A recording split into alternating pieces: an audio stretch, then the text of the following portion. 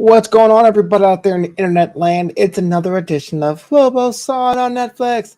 That's the show. We go deep into the archives, the library of Netflix to see some of the movies and TV shows that are just making waves, or things are even obscure, things I just came across and wanted to share with you. Before I get to today's episode of Gunpowder Milkshake, just want to say thank you so much for checking out this show and all the other shows in the YouTube canon, youtube.com/Boyce. That's where you want to go to see all the video content I'm working on. And you can follow this podcast, the audio version, on that Spotify or Google Play or Apple Podcast or what have you. So a couple weeks ago, Gunpowder Milkshake made its way onto Netflix and it trended for a bit. And I could see why.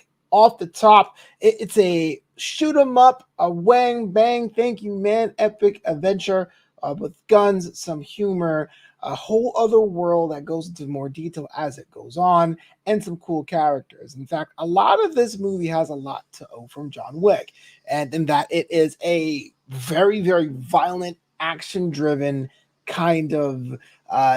You don't want to make sure your clutching pearls older relatives are there in the room while you're watching it, but at the same time it doesn't quite hit the same. We'll get to that, the reason why. So according to ratings right now, 61% is certified fresh on Rotten Tomatoes and 6.0 on IMDb, and that's a very lead. I kind of think that's a fair assessment, but let me tell you why.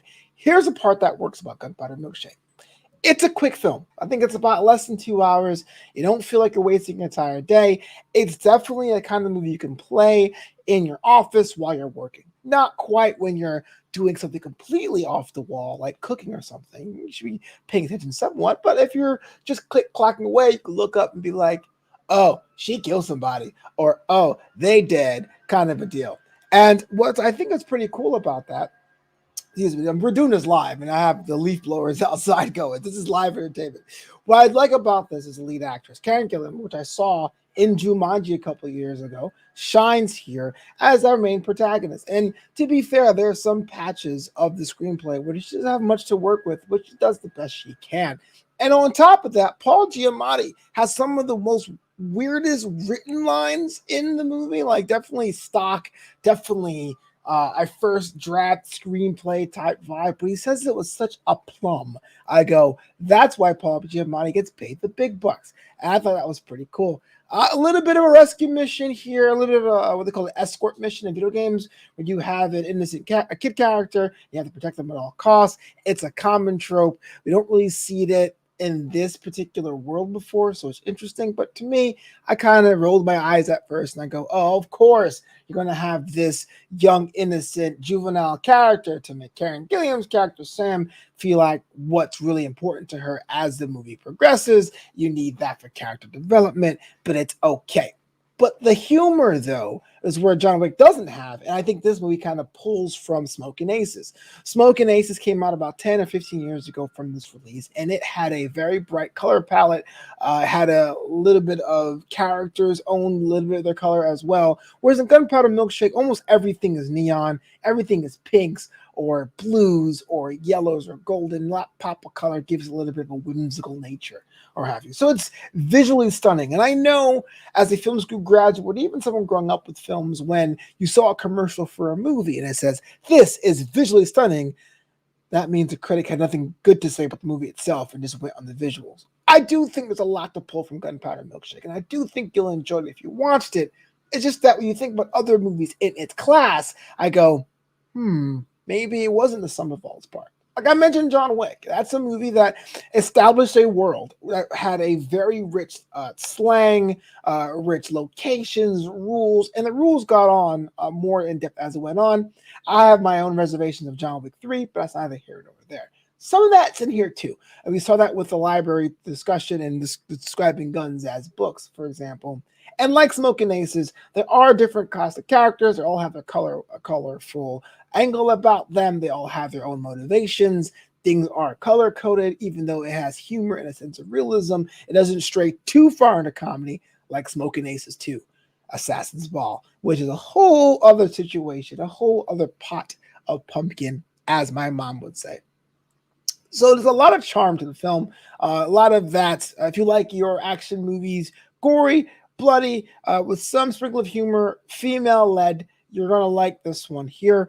If you wanted a bit more substance, if you wanted a secondary character to sit and wish they had their own spinoff, you're not going to get it here. Everyone kind of serves Sam in this one. Definitely a star-driven vehicle. And I can tell you, I don't know the situation when Karen Gillan signed on to do this movie, but I bet that was part of the pitch. Like, hey, imagine Netflix movie, you're the star, you get to take the punches, you get all the damage, you can be the hero at the end, and you get to kill people. I mean, I would sign up. I'm sure you would watch a Flobito action film, right? Right? So I said at the top of this episode, fresh on Rotten Tomatoes, 60% to 6 out of 10, and 6.0 at IMDb. I think a 6.0 is fair. Definitely better than a 5. I recommend checking it out, even if you're kind of like what I do when I'm in my power viewing mode, and that is I watch 20 minutes of a movie or an episode of a sitcom, and I decide then and there whether or not it's worth my time. I do think it's worth your time. It's cool to see it to the end. Would I recommend repeat viewings? Probably not. I think the visuals I kind of got the first time around. The screenplay isn't all that deep. There isn't too many twists to go, wait, that guy was over that guy. Oh my goodness. It's as straightforward as generic vegetables in the can you see at the grocery store. Beans, string beans, like it's corn. It's very straightforward. Check it out if you have a chance. I would say it's worth being the first movie in a double feature, and that you kind of get that entire movie experience, but it's become so draining you can't watch another one.